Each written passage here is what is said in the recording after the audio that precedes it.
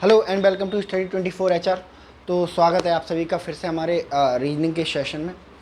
तो रीजनिंग के सेशन में हम लोग डिसीजन मेकिंग पढ़ रहे थे और मोस्ट प्रोबली एक या दो लेक्चर हमारा डिसीजन मेकिंग का बचा हुआ है।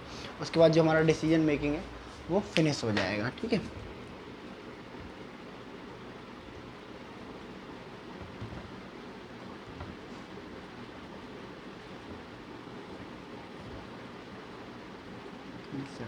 डिसीजन मेकिंग 7वां सेशन है ये हमारा। इसके बाद हम डिसीजन मेकिंग को फिनिश करेंगे। तो चलिए बिना देर किए बढ़ते हैं हम अपने एग्जाम्पल्स की तरफ। ठीक है, चलिए। ठीक है, क्वेश्चन है you are the manager of department. Question, you are the manager of a department. You are a manager of a department and you get to know and you get to know that one of your subordinate one of your subordinate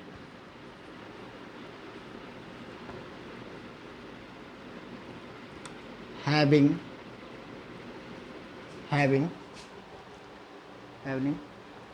a problem with his family, a problem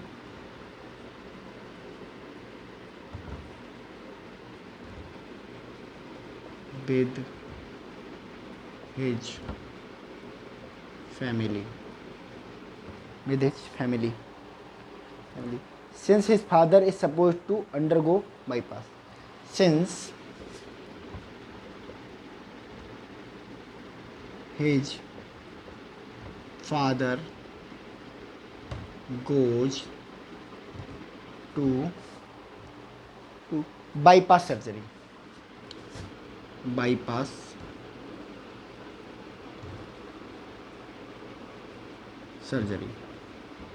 ठीक, bypass surgery, but at the same time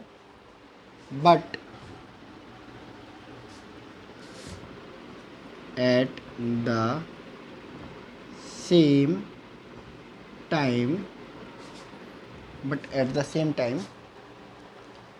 same time the subordinate is very important for the current project. The subordinate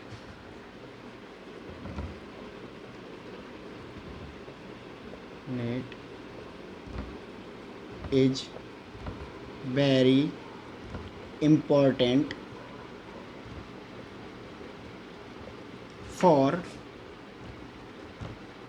project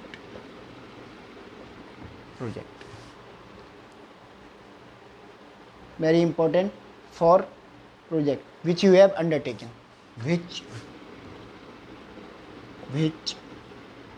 you have undertaken. ठीक है, full stop. Which you have undertaken. The subordinate want to 2-week leave. The subordinate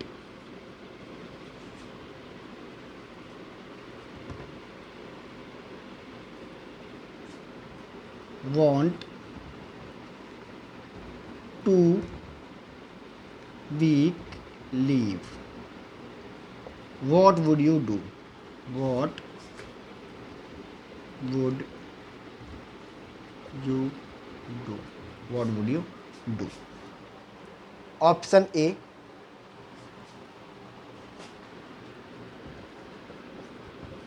give him your support by assuring him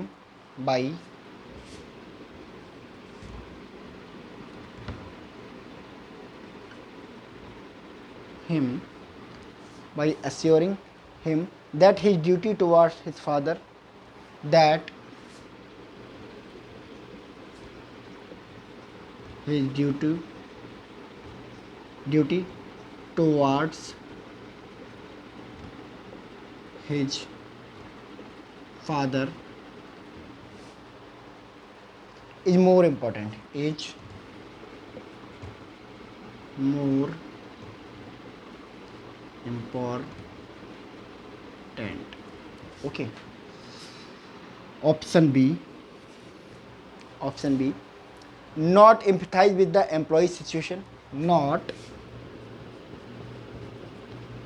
empathize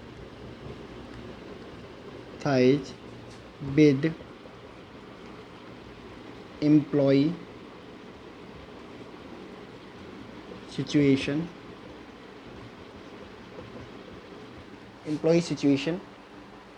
and ask him to stay,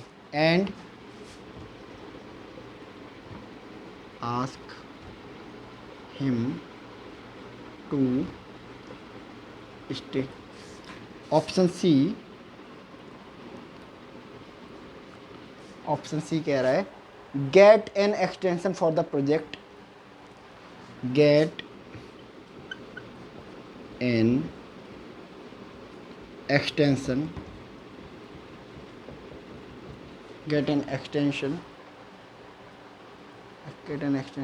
for the project to be submitted, for the project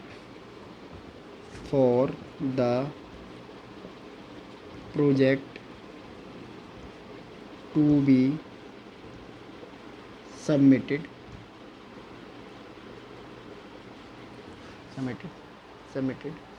as the employee is very efficient, as the employee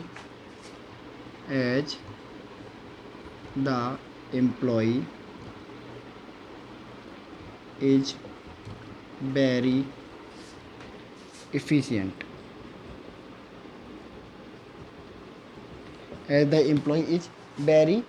efficient, and you cannot trust anyone else, and you cannot trust anyone else.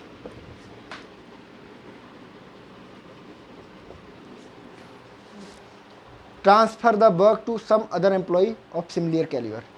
Transfer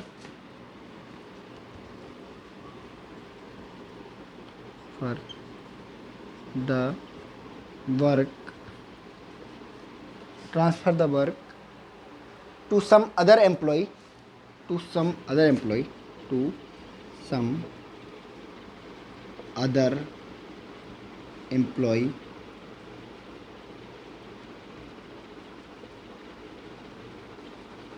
of same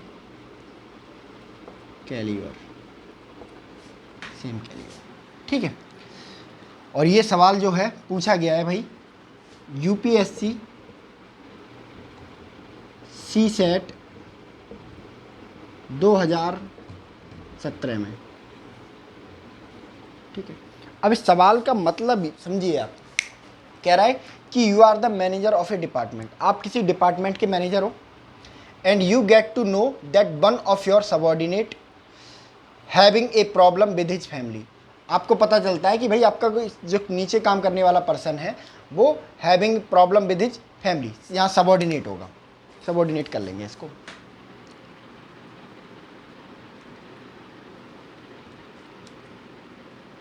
subordinate having, ठीक है, and one of your subordinate having a problem with his family. ठीक है, एक employ है आपका जो आपके नीचे काम करता है, उसकी फैमिली में कुछ प्रॉब्लम है। Since his father goes to bypass surgery, उसके पापा की जो है बाईपास सर्जरी हुई है। ठीक है, but at the same time the subordinate is very important for the project. ठीक है, बट जो आपका सबऑर्डिनेट है वो बहुत इंपॉर्टेंट है, बहुत जीनियस है, आपके प्रोजेक्ट के लिए बहुत ज़्यादा इंपॉर्टेंट है। विच यू हैव अंडरटेकिंग, जो आपने प्रोजेक्ट लिया है उसके लिए बहुत ज़्यादा ज़रूरी है वो। The subordinate want 2 week leave, उसे 2 हफ्ते की छुट्टी चाहिए, व्हाट वुड यू डू। यानी कहने का मतलब है आप किसी डिपार्टमेंट में एम्प्लॉय हो और आपका जो एक सबॉर्डिनेट है, बहुत ज़्यादा इंटेलिजेंट सबॉर्डिनेट है, उसके फैमिली में प्रॉब्लम चल रही है क्योंकि उसके जो पापा हैं, फादर हैं, उनकी बाईपास सर्जरी हुई है हार्ट की, है ना। और आपने प्रोजेक्ट लिया एक हाथ में, और उस प्रोजेक्ट में आपका जो सबॉर्डिनेट है आपकी बहुत हेल्प कर सकता है, ठीक है। लेकिन आपका सबॉर्डिनेट कह रहा है कि सर मुझे चाहिए 2 वीक की छुट्टी क्योंकि मेरे पापा की हुई है बाईपास सर्जरी। अब आप क्या करेंगे? पहला, give him your support by assuring him his duty, by assuring that his duty toward his father is more important, ठीक है। उसको सपोर्ट करेंगे कि भाई देखो, जो पापा के लिए आपकी ड्यूटी है वो इम्पोर्टेंट है, बहुत ज़्यादा इम्पोर्टेंट है, ठीक है। जॉब भी अपनी जगह इम्पोर्टेंट है बट फैमिली भी अपनी जगह इम्पोर्टेंट है। तो पहला ठीक लग रहा है एज ए ह्यूमैनिटी नज़रिए से। Not empathize with the employee situation and ask him to stay, ठीक है। मतलब not empathize him with employee situation and ask him to stay, मतलब उसकी प्रॉब्लम से कोई लेना ही देना नहीं है। उसको बोलो कि नहीं, कोई हो गई होगी पापा की बाईपास सर्जरी, तुमको रुकना पड़ेगा यहाँ पे, ठीक है, तुमको रुकना पड़ेगा यहाँ पे। तो ये तो बिल्कुल ह्यूमैनिटी के खिलाफ है, ठीक है। अलग कैसे काम कर पाएगा एक ऐसा पर्सन जिसके फैमिली में क्या है, प्रॉब्लम है, ठीक है। तो सेकंड तो बिल्कुल ठीक नहीं होगा। C, get an extension for the project to be submitted as the employ is very efficient and you can not trust anyone else, ठीक है। तो मतलब कह रहे हैं कि भाई आप प्रोजेक्ट को आगे बढ़ा दोगे क्योंकि आपका जो एम्प्लॉय है बहुत जीनियस है, सबॉर्डिनेट, और उसके अलावा आप किसी पर भरोसा नहीं करते, ठीक है। तो ये भी गलत लग रहा है क्योंकि जैसे जैसे प्रोजेक्ट बढ़ेगा उसकी कॉस्ट बढ़ती जाएगी और प्रोजेक्ट हाथ से निकल भी सकता है, ठीक है। तो प्रोजेक्ट डिले करना तो किसी तरह से फेवर में नहीं है, प्रोजेक्ट ही नहीं रहेगा वो, ठीक है। कॉस्ट बढ़ जाएगी या उठा के किसी और कंपनी को दे दिया जाएगा या आपसे छीन लिया जाएगा उस प्रोजेक्ट को, ठीक है। तो ये भी गलत है। Transfer the work to some other employee of same calibre, ये ठीक लग रहा है, ठीक है। अब इनमें से दो चीज़ें, ठीक है, कि ज्ञान दे के सपोर्ट करोगे कि भाई एश्योरिंग डेट की आपके पापा के प्रति आपकी ड्यूटी ज़्यादा है लेकिन रोके पड़े उसे, तो ये गलत हो जाएगा। आप कहेंगे कि आप जाइए, आप अपने घर की जो प्रॉब्लम है उसको संभालिए, अपने पापा का ध्यान रखिए, और मैं आपका काम किसी और एम्प्लॉय को अलॉट कर रहा हूँ। जब आप वापस लौट के आ जाएंगे तो आप अपना कार्यभार संभाल लीजिए। तो ऑप्शन डी जो है थोड़ा सही मालूम पड़ रहा है, तो option D will be the correct answer, ठीक है।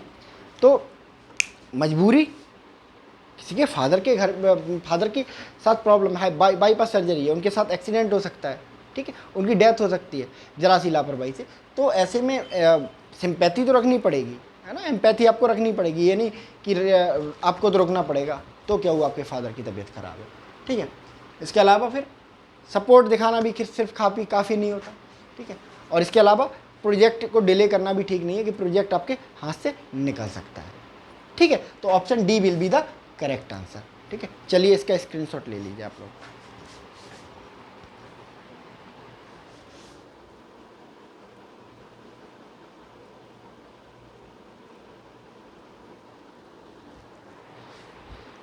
चलिए नेक्स्ट,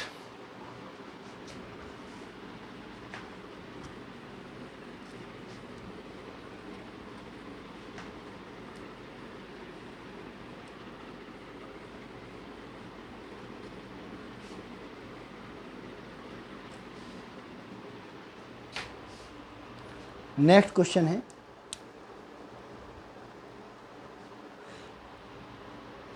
नेक्स्ट क्वेश्चन है,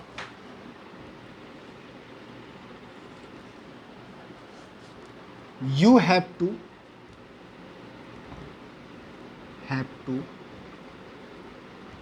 accomplish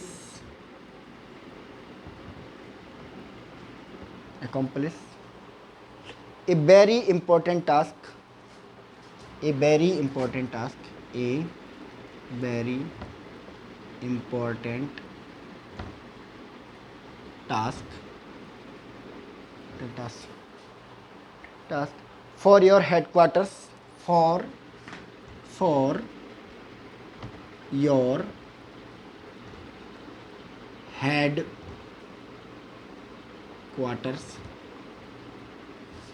headquarters,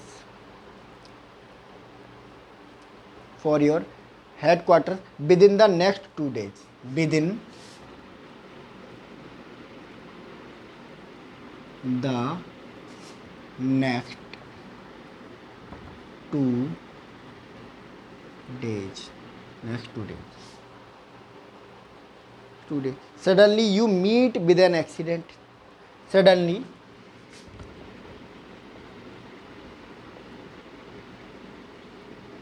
you meet with an accident. Meet with an accident. Suddenly you meet with an accident. Your officer insists that your officer insist that you have to complete the task. You have to complete the task. You would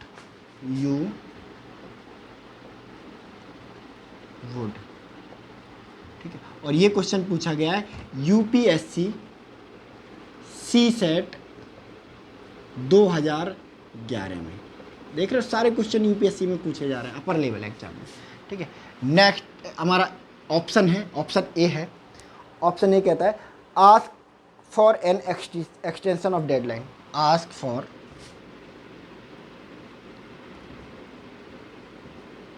the extension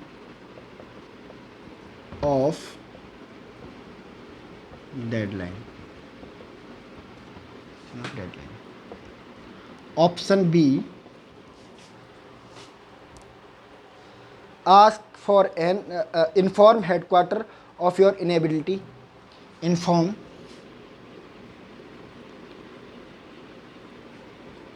the headquarter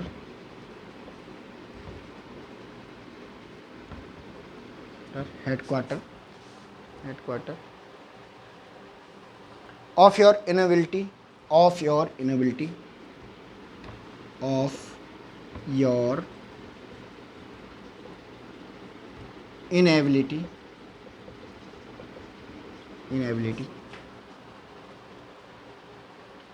to finish on time.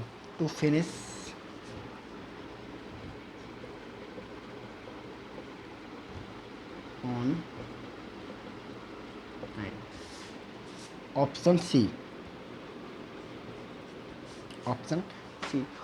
सी कहता है भाई suggest alternative person to headquarter. Suggest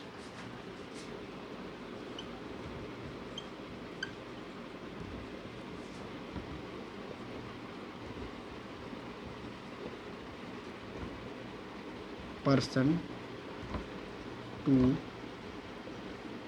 headquarters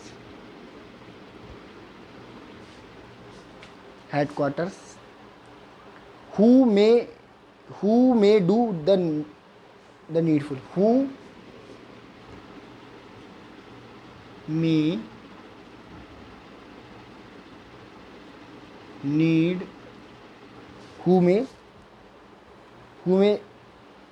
do the needful. Who may do the needful. ठीक है, option D. Stay away till you recover. Stay away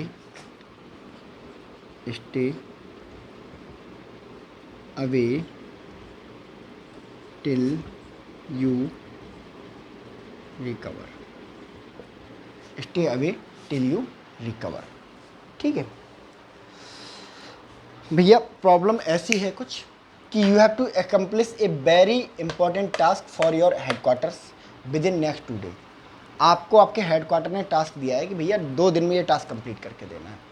suddenly you meet with an accident. आपका अचानक क्या हो जाता है, एक्सीडेंट हो जाता है। Your officer insist that you have to complete the task. आपका ऑफिसर कहता है तो नहीं, तुमको ये टास्क करना ही पड़ेगा। आप क्या करोगे? ठीक है, ask for the extension of deadline. आप कहोगे कि 2 दिन दिए हैं, थोड़ा और टाइम दे दो। ठीक है। लेकिन क्या है भाई, इंपॉर्टेंट टास्क है, और इंपॉर्टेंट मतलब महत्वपूर्ण, वेट नहीं किया जा सकता इसके लिए, ठीक है। तो आप एक्सटेंशन के लिए तो बिल्कुल नहीं बोल सकते, एक्सटेंशन के लिए बोल नहीं सकते। इसका बहुत सीधा मतलब है आप टास्क कर ही नहीं सकते, क्योंकि इंपॉर्टेंट टास्क है, अर्जेंट होना है, ठीक है। तो डेडलाइन के लिए नहीं आस्क कर सकते आप कि डेडलाइन दे दो, बढ़ा दो, 2 दिन की जगह 10 दिन कर दो, ठीक है। तो इंपॉर्टेंट ही नहीं होता, फिर तो वो कभी भी करते रहते, है ना। 2 दिन का टाइम क्यों देते अगर आपको इंपॉर्टेंट नहीं होता तो। Option B, inform the headquarter of your inability to finish on time, ठीक है। हेडक्वार्टर को इन्फॉर्म करो कि भाई 2 दिन में तो नहीं हो पाएगा, एक्सीडेंट हो गया। बिल्कुल ट्रू, ऑनेस्ट बोलो, क्योंकि आपके चक्कर में कोई टास्क गड़बड़ ना हो जाए, ठीक है। ये भी आपकी जिम्मेदारी है, ठीक है। तो इम्पोर्टेंट टास्क है तो बोल दो भाई कि हमसे तो नहीं हो पाएगा, हमारे लग गई चोट, इन्फॉर्म हेडक्वार्टर को लिखो चिट्ठी, ठीक है, बताओ कि हम नहीं कर पाएंगे।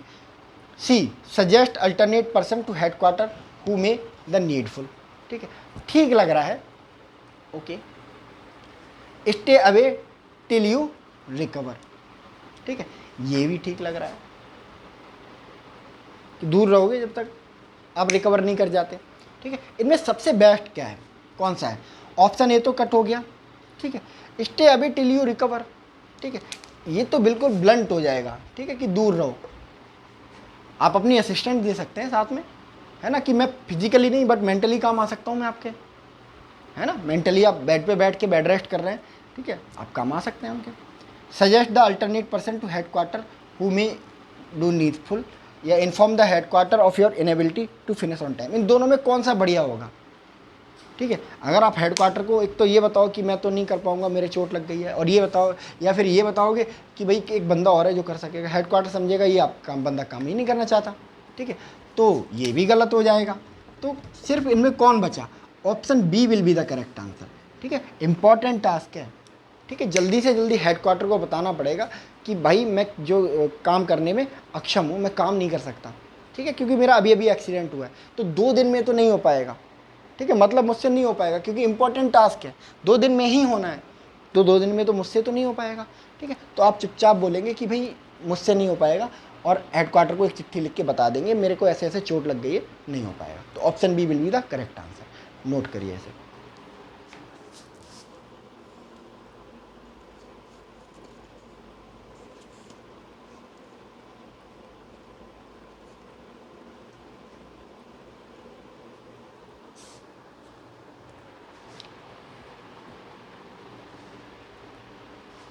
चलिए,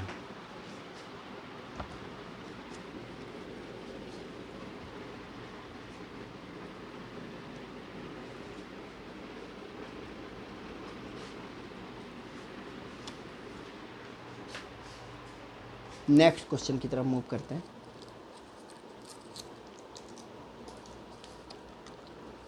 you are passing by a river,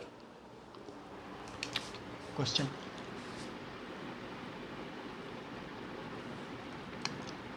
you are passing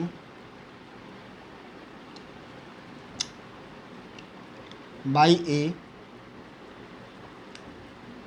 river, you are passing by a river and you know swimming, and you know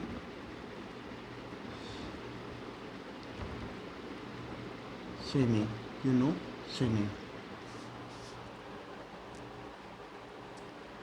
Suddenly you hear that cry of drowning child. Suddenly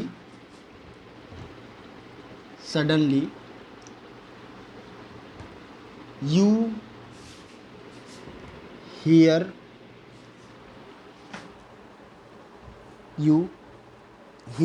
the cry of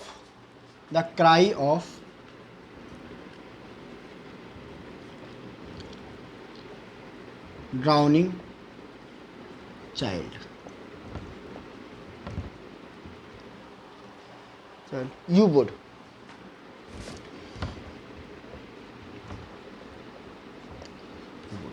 option A,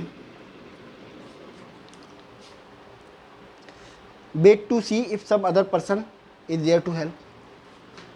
Wait to see to see if some other person is there to help, is there to help, is there to help. Option B, dive into the river to save him. Dive into the river to save him. Option C, look for the professional diver. Look for the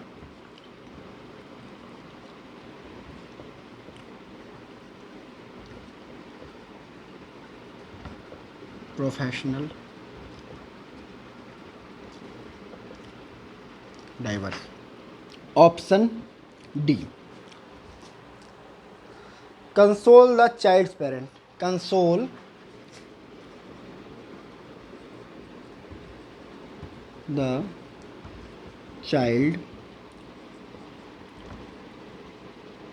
parents. और ये question पूछा गया है hotel management 2008 में। ठीक है, management को short form में ऐसे लिखा जाता है। तो इस क्वेश्चन बहुत सिंपल क्वेश्चन है, देखते ही कोई बेवकूफ़ भी सवाल को कर दे। यू आर पासिंग बाई ये रिवर, आप रिवर के किनारे से गुजर रहे हो, एंड यू नो स्विमिंग, आपको स्विमिंग आती है, तैरना आता है। Suddenly you here the cry of drowning child, suddenly आपको क्या सुनाई देता है? एक डूबते हुए बच्चे की आवाज़ सुनाई देती है। What would you do? ठीक है, तो ऑप्शन ए क्या कहता है? वेट टू सी, वेट करो कि some other person is there to help, कि कोई मदद के लिए आ रहा है या नहीं आ रहा है। ये तो बिल्कुल बेवकूफ़ी भरी बात है, वेट करना। ठीक है, किसी की जान जा रही है, बच्चे की जान जा रही है, और आप क्या कर रहे हो? वेट कर रहे हो कि कोई आए और बचाए। Option B, dive into the river to save him. ठीक है, dive into the river to save him. Option C, look for the professional divers. Look for the professional divers, यानी कि जो प्रोफेशनल डाइवर्स हैं, यानी कि जो तैराक होते हैं, उनका वेट करेंगे, है ना, उनको देखेंगे। इतनी देर में तो बच्चा डूब जाएगा। ठीक है, कंसोल द चाइल्ड पेरेंट, ये भी बिल्कुल गलत है। कोई हादसा होने ही नहीं देना है, ये तो हादसा होने की बात कर रहे हो। क्या ऐसा करेंगे हम उसको डूबने देंगे और जब वो डूब के मर जाएगा तो उसके फादर को कंसोल कर देंगे? नहीं, क्लियरली मेंशनिंग है कि यू नो स्विमिंग, आपको स्विमिंग आती है, आप तैर के जाओ, बचाओ। ऑप्शन बी यही करेक्ट आंसर है। ठीक है ना, तो वेट करना सही बात है। ठीक है, कि कोई पर्सन आगे बताए, और ना ऐसी कंडीशन में भाग के देखेंगे, प्रोफेशनल डाइवर्स को ढूंढेंगे, नहीं। कंसोल द पेरेंट, बिल्कुल नहीं, आप उनके बच्चे को बचा के उनके बच्चे को उनके हाथ में देंगे। तो option B will be the correct answer, dive into the river to save him. आई बात समझ में? चलिए नोट करिए sir.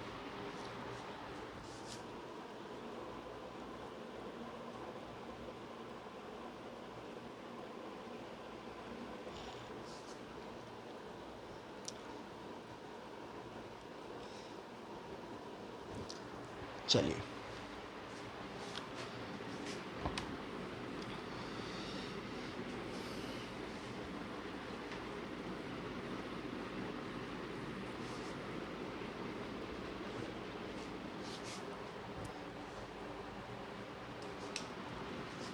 Question, you have been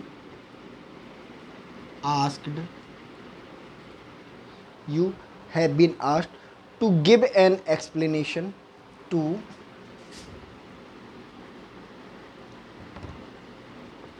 give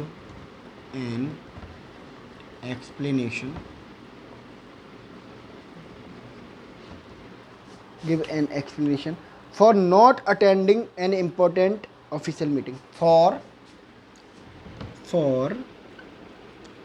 not attending important and meeting.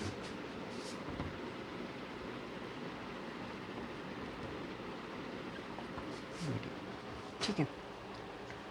Your immediate boss, your immediate boss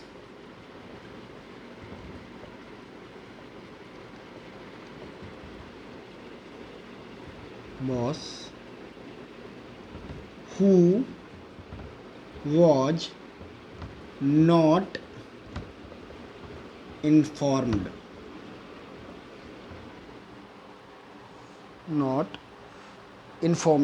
about the meeting, about the meeting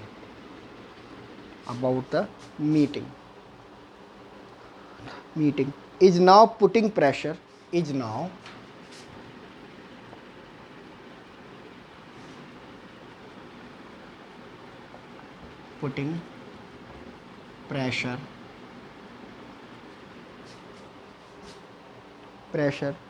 on you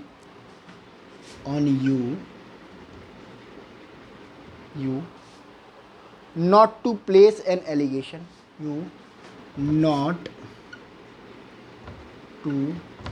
place an allegation, allegation against him or her,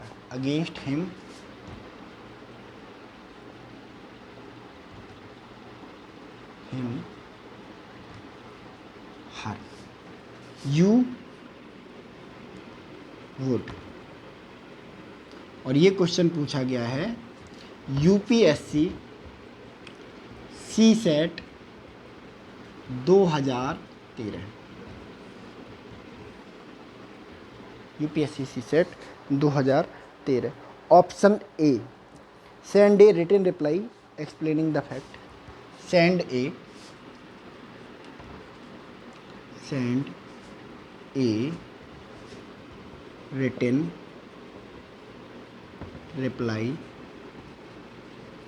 send a written reply explaining the fact,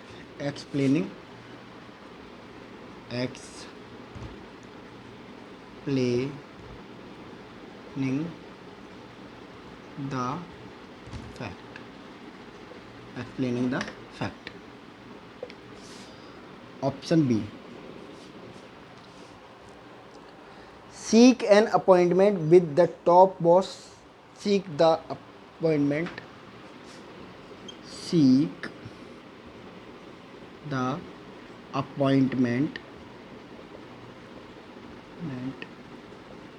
with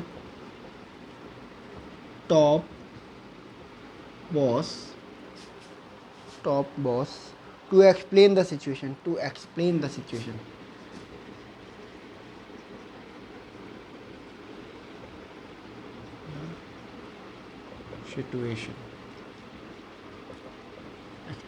situation. Admit your fault to save the situation. Admit your fault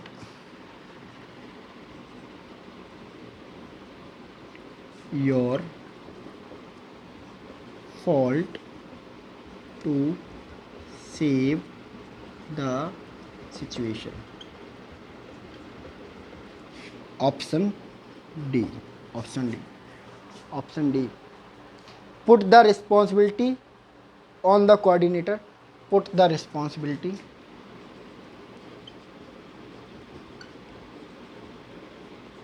Responsibility on the coordinator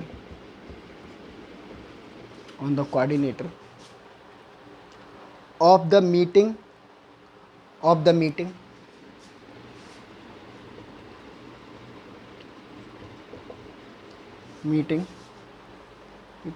for not informing, not informing, not informing. ठीक है, क्या कह के क्या क्या दे के रखा है इन्होंने, you have been asked to give an explanation for not attending the important meeting. आपने कोई मीटिंग थी उसको अटेंड नहीं किया, अब आपसे मांगा जा रहा है एक्सप्लेनेशन कि भाई एक्सप्लेनेशन दो कि आपने मीटिंग अटेंड क्यों नहीं की है। Your immediate boss who was not informed about the meeting, ठीक है, is now putting pressure on you not to place an allegation against him. ठीक है, आपका जो इमीडिएट आपसे तुरंत ऊपर वाला बॉस है वो कह रहा है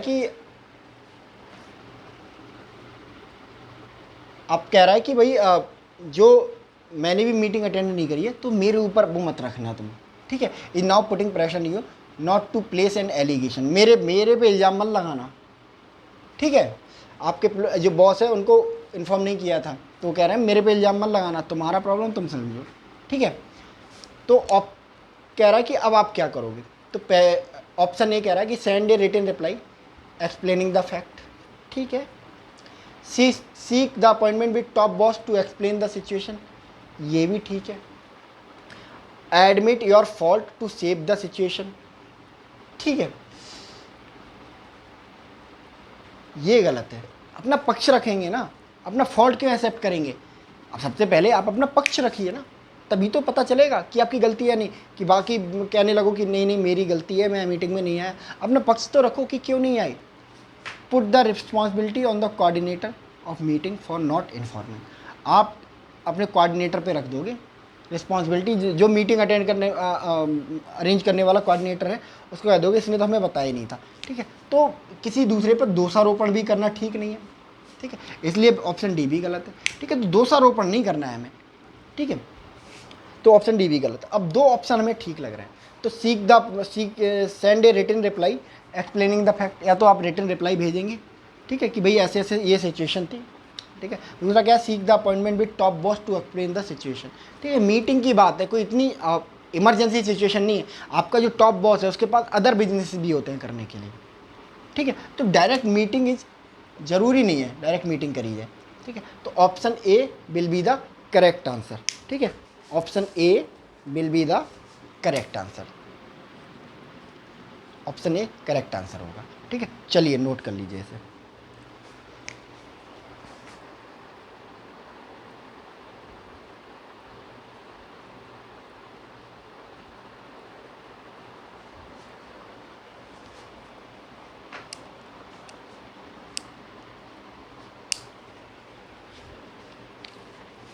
ठीक है, तो यही सब एग्जाम्पल हैं। ठीक है, अभी कुछ एग्जाम्पल हम और करेंगे, है ना, और एक सेशन हमारा और बाकी रहेगा। इसके बाद हम जो डिसीजन मेकिंग है उसको समाप्त करेंगे, है ना, क्योंकि डिसीजन मेकिंग को इतना लंबा करने का, इतना पार्ट में करने का विचार मेरे मन में ऐसे आया कि डिसीजन मेकिंग की कोई ट्रिक नहीं है। जैसे हमने ऑर्डर एंड रैंकिंग में ट्रिक अप्लाई करी और सीरीज में ट्रिक्स अप्लाई करी, है ना, ब्लड रिलेशन में हमने ट्रिक्स अप्लाई करी, है ना, तो वो बी ग्रेड रीजनिंग थी, है ना, जो ट्रिक्स के बलबूते करी जा सकती है। बट ये है analytical reasoning. Decision making is analytical, analyse करो कि प्रॉब्लम क्या है। ठीक है, फिर चार ऑप्शन में से एक बेस्ट ऑप्शन चुनो। ऐसा ही नहीं है कि एक ऑप्शन सही होगा, देखो यहाँ पे दो ऑप्शन ठीक लग रहे थे, ठीक है, हमने क्या चुना, बेस्ट ऑप्शन चुना एनालाइज करके कि बॉस से मिलना ठीक है या पहले रिटन रिप्लाई देना ठीक है। ठीक है, तो हमें लगा कि भाई पहले रिटन रिप्लाई देंगे, बाद में बॉस बुलाएगा तो बॉस से मिलने जाएंगे। ठीक है, तो एनालिटिकल, जबकि पहले जो हम कर रहे थे मैथमेटिकल रीजनिंग वगैरह, उनमें क्या होता था कि चीज़ें एक सर्टेन आंसर होता था, दो सही आंसर नहीं होते थे, एक सही आंसर होता था। इसमें क्या होता है कि आंसर जो है option more than one option correct हो सकते हैं और आपको चूज करना है उन करेक्ट ऑप्शंस में से एक सबसे बेस्ट ऑप्शन। ठीक है, आया बात समझ में। ठीक है, तो यही हमारे मतलब इस लेक्चर को, इस सीरीज को, इस टॉपिक को बड़ा करने का मेन मोटिव यही था कि भाई हम लोग जो है कि चीज़ों पर समझ डेवलप करें, है ना, डिसीजन मेकिंग पे समझ डेवलप करें, अंडरस्टैंडिंग डेवलप करें। तो प्रैक्टिस आपको इस जैसे इतनी ज़्यादा कराई गई है, 8 सेशन में ये वीडियो जो टॉपिक है वो कवर होगा, और इतनी प्रैक्टिस आपको कराई जा चुकी होगी कि अब आप हर एस्पेक्ट को बहुत अच्छे से समझ चुके होंगे। ठीक है, तो अभी एक सेशन है ना, तो मिलते हैं हम लोग नेक्स्ट सेशन में। तब तक आप लोग अपना ख्याल रखिए, बहुत अच्छे से पढ़ाई करें और अपने माता पिता का सम्मान करें, ठीक है, सदैव उनका आदर करें। तो मिलते हैं हम लोग नेक्स्ट सेशन में। Thank you so much.